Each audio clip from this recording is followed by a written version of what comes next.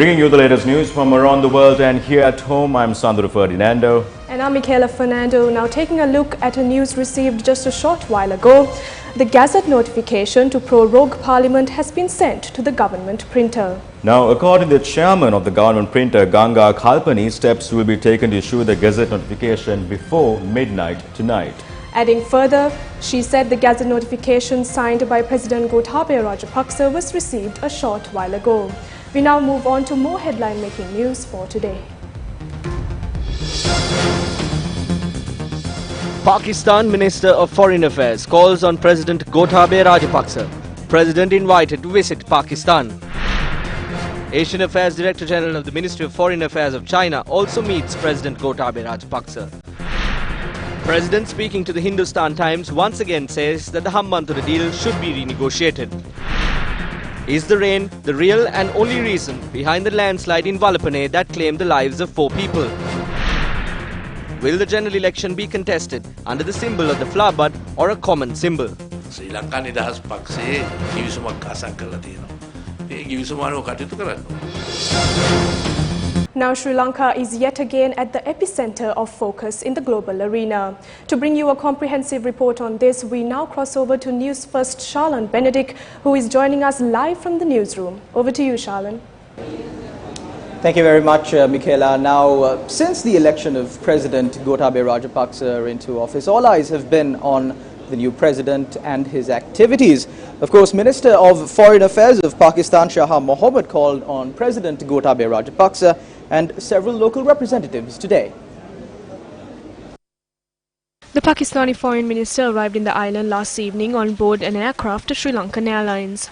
Upon his arrival, the Pakistani foreign minister was warmly welcomed by a group of officials of the Foreign Ministry of Sri Lanka at the Bandaranaike International Airport.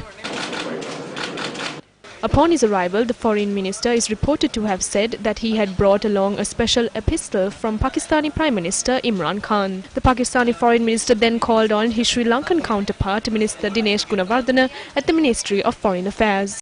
I am fortunate to be the first foreign minister to have visited Colombo since the new government has been elected. We've discussed in our meeting the way forward. I've invited the foreign minister to visit Islamabad and extended him an invitation. I look forward to a very fruitful engagement with the new setup in Sri Lanka. Subsequently, the Pakistani foreign minister called on President Gotabaya Rajapaksa at the presidential secretariat this afternoon. During the meeting, Pakistan's foreign minister extended warm greetings to President Rajapaksa on his and his government's behalf and expressed Pakistan's keen interest in further strengthening bilateral relations with Sri Lanka. According to the president's media division, during the meeting, Minister Qureshi said, quote, "We are eagerly awaiting for your visit to Pakistan at your earliest," unquote. President Rajapaksa, in his remarks, said rather than looking for financial assistance, efforts should be made to ensure continuous and enhanced growth in trade and investments on a mutually beneficial basis. The president highlighted the case of betel exports to Pakistan as an example. During the meeting, President Gotabaya Rajapaksa expressed his wish to seek Pakistan's assistance to eradicate the drug menace. The Pakistani foreign minister had also met with Prime Minister Mahinda Rajapaksa to convey a special message from the Prime Minister of Pakistan, Imran Khan. The meeting had taken place at Temple Trees to convey a special message by the Pakistani Prime Minister. In a letter hand-delivered to Prime Minister Mahinda Rajapaksa by the Foreign Minister of Pakistan, Prime Minister Imran Khan extended an invitation to Prime Minister Mahinda Rajapaksa to visit Pakistan to enhance the ongoing bilateral relations. Prime Minister Mahinda Rajapaksa accepted the invitation.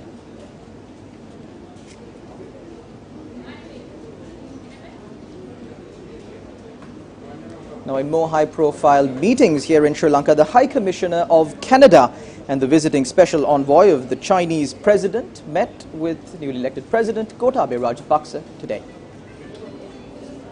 The Canadian High Commissioner to Sri Lanka, David McKinnon, met with President Gotabaya Rajapaksa at the Presidential Secretariat this morning. While the two engaged in cordial discussions, the High Commissioner extended the best wishes of the Canadian government to President Rajapaksa. Meanwhile, the special envoy of Chinese President and Asian Affairs Director of the Ministry of Foreign Affairs of China, Wu Jianghao, met the President at the Presidential Secretariat today. He also met Prime Minister Mahinda Rajapaksa yesterday and discussed a number of issues including the Hambantota port. The ownership of key Sri Lankan assets was a major talking point in the run-up to the presidential election. Of course, now that the president has been elected and a new government has come into power, what will be the steps taken in regard to this issue? Minister of Ports and Shipping Johnston Fernando today and several other ruling party MPs were questioned by journalists about the future steps that will be taken regarding the Hambantota port. President Gotabaya Rajapaksa has very clearly said that discussions will be underway to determine the future course of action on the Hambantota port. He will take the right decision. It is wrong to make a statement on it as a minister. The former president is now the prime minister. I think the president will take the right decision representing the government. President said that it is mandatory. We should get back the Hambantota Magampura port, which we consider as a national treasure, and it was a crime to have sold it. The government is looking forward to immediately engage in affairs with foreign entities to renegotiate the deal.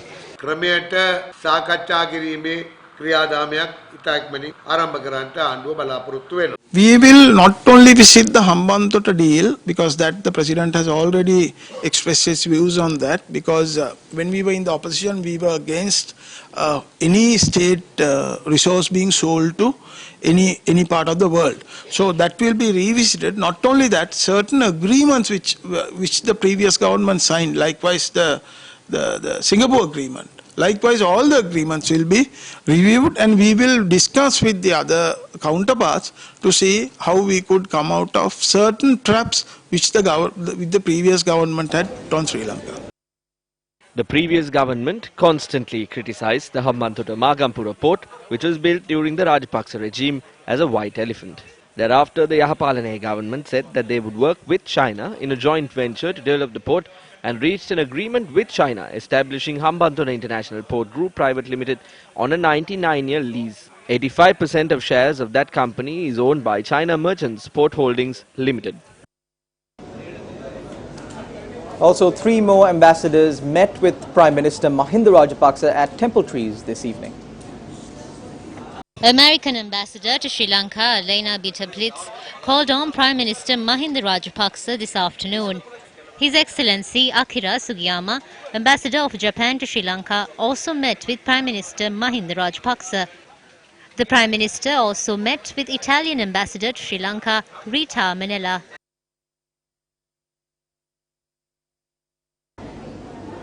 And of course, with these high-profile visits will be more decisions, more bilateral relations being forged between these two countries, or more rather being strengthened between Sri Lanka and other foreign nations. What will be the future steps of the newly elected president, and what will be the future steps that are taken by this government? Of course, News First will keep a close watch on all of these unfoldings and report to you as and when they happen. And until then, it's back to the main studio. Sandaru, so back to you. Thank you, Charlotte. Well, continuing in more local news, the alleged abduction of an official at the Swiss embassy has received much attention from the international community. Here's a comprehensive update on the more recent unfoldings surrounding the incident. The Ministry of Foreign Relations has issued a press release on an update regarding the alleged abduction of a Swiss embassy staffer. The release noted that the ambassador was presented with clear evidence that the sequence of events and timeline of the alleged incident, as formally presented by the Swiss mission on behalf of the alleged victim to the CID, did not in any way correspond with the actual movements of the alleged victim on that date, as borne out by witness interviews and technical evidence, including Uber records, CCTV footage, telephone records, and the GPS data. The media release notes that investigations will continue to uncover the truth behind the alleged abduction. Meanwhile, the convener of the Mau Bima Venuwen Ranaviru organization, retired Major Ajit Prasanna, began a fast opposite the Swiss embassy at 10:45 this morning. He demands that the official at the Swiss embassy should provide a statement to the police. A victim of a crime should not complain to the embassy. It is all right if they do complain, but they must complain to the police. No statement has been given to the police. We do not know who she is.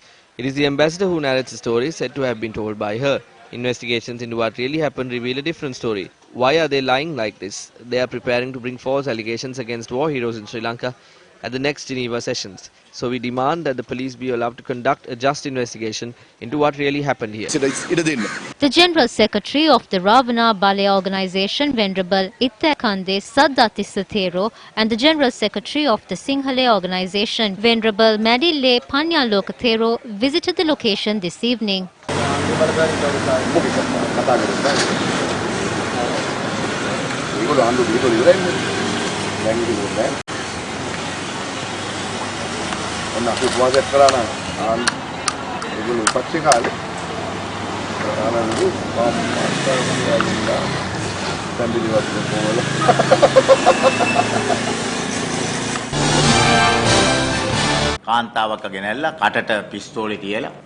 A woman was taken in and threatened at gunpoint. She is still mentally unstable and can't even speak. She can't talk properly to the people in her house, let alone provide a statement. Her cell phone was taken from her and all other records from the phone were retrieved. She was released 2 hours later. They say that she did not provide a statement. The Switzerland embassy requested for an impartial investigation. They are also trying to take the entire family to Switzerland. They are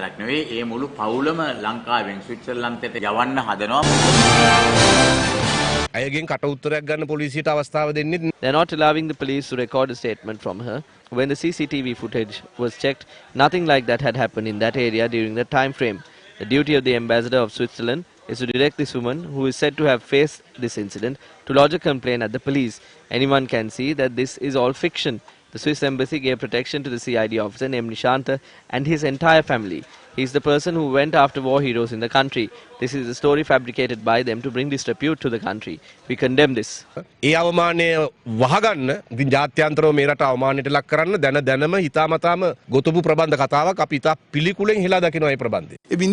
I don't think continuing this investigation without recording a statement from the plaintiff would be successful. However, as a responsible government, we have already commenced investigations. We state with conviction that the truth regarding this incident will be revealed to the general public in the near future. We as a government need to sort this issue out. The United National Party expressed their views on the remarks by the President to the Hindu newspaper on the 19th Amendment. They made these remarks addressing a press conference at the party headquarters in Sirikota. The 19th Amendment is not something that the United National Party brought forth themselves. The whole Parliament voted for it. Minister Dinesh Gunawardena brought in amendments and they too were debated for a day. This was brought in because there was a brief within the country that the institutions within the country need to be free of political meddling. The last election showed the importance of these commissions. The government is saying that this is a hindrance. What we say is talk to us, and we will remove the parts that need to be removed. We cannot say that we will help to abolish this completely. If we see certain shortcomings, we are ready to review them and take a decision as a party.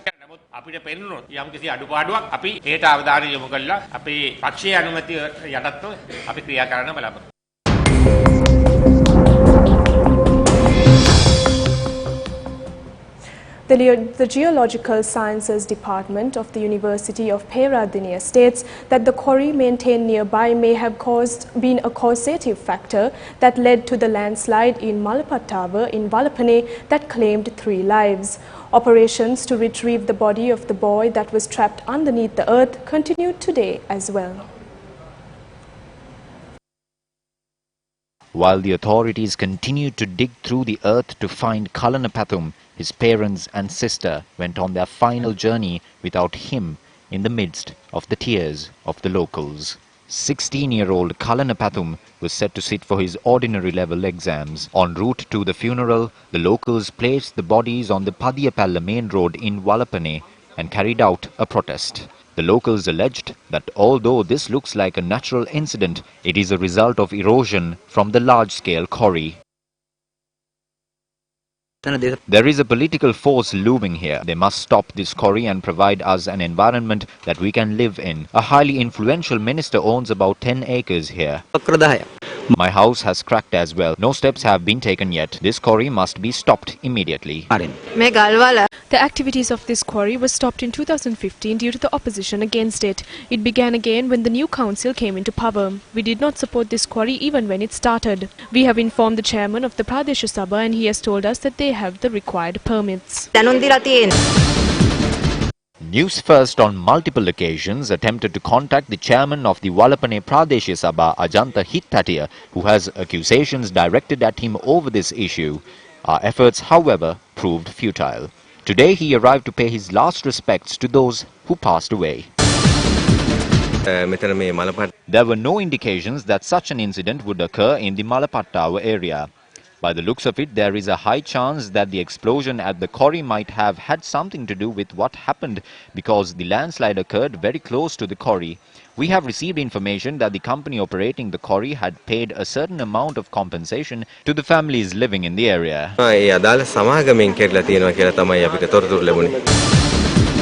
While the quarry was located 100 meters away from the house that was destroyed by the landslide, this had been declared as a landslide-prone area by the National Building Research Organization. The family of those who have passed away had been told to evacuate. Then how is it that this company was permitted to operate a quarry and also carry out explosions? For now in Narantalawa, there has been a slip of the top layer. The immediate impact that this can have is vibration. There is a separate government entity to monitor this. It is on those recommendations that the NBRO provides recommendations to projects. එතකොට දැන් අපි දන්නවා දැන් මේ ගල් වලත් මේ නායන ස්ථාතර අඩි 50ක වගේ බොහොම කෙටු පතරක් තියෙන්නේ. We must see if this vibration has caused a loosening of the soil. I can't say that directly. In the future, we can say exactly by considering the accurate data.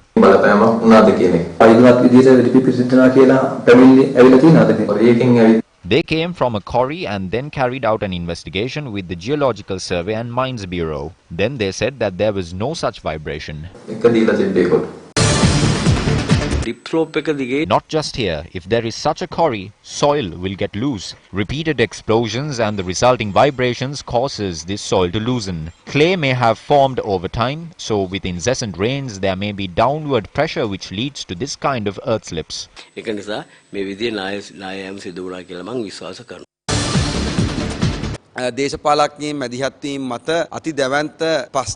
A large-scale stone quarry racket and a soil racket is being carried out by politicians. The tragic incident that took place in Wallapane was a result of that. The stone quarry was located 50 meters away from this house. There was a large-scale stone racket taking place there. The residents constantly warned of this to the Divisional Secretariat and to the police. The most important fact is that the Disaster Management Center has issued a warning to the occupants of this house of a possible landslide and has advised them to evacuate. But the officials at the Divisional Secretariat or the Disaster Management Center has failed to inform these people of this massive stone quarry located 50 meters away from this house. But no one was able to stop this stone quarry that operates under the influence of three major politicians. I am certain that this stone quarry was the reason for this tragedy 200%. Therefore, these politicians must be brought before the law as wrongdoers. ඉතාමත්ම පැහැදිලි මේ න්‍යායමට ප්‍රධාන හේතුව මේ ගල්කුලිය කියන එක. ඒ නිසා මේ දේශපාලඥයෝ ජාතිය හමුවේ ගෙනල්ලා වරදකාරයන් හැට ගෙනල්ලා ඔවුන්ට ජාතිය හමුවේ දඩුවම් ලබා දිය යුතුයි. We now join Miyuki Portia with the weather update for tomorrow. A very good evening and welcome to Weather First here with me, Miyuki Portia. Now, prevailing showery condition is expected all throughout the island tomorrow, particularly in the evening in the northern, eastern, Uva and central provinces after 1 p.m. Now, also heavy falls of about 100 millimeters, as you can see, is expected in the northern, northeastern, Uva and central provinces. Now, of course, we advise all our viewers to take adequate precautions to minimize damages. Meanwhile, President Gotabaya Rajapaksa has instructed state officials to take all possible measures to ensure the safety and welfare of the public in the event of adverse weather conditions. In a press release, the Presidential Secretariat said all relevant officials have been informed by a circular to take immediate action in coordination with the Ministry of Defence and the Disaster Management Centre in the face of disaster risk. The coordination and review of all activities will be carried out under the patronage of the Prime Minister Mahinda Rajapaksa.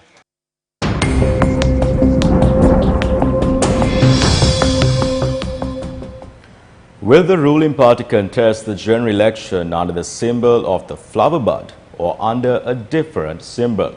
There are various views regarding this being expressed. It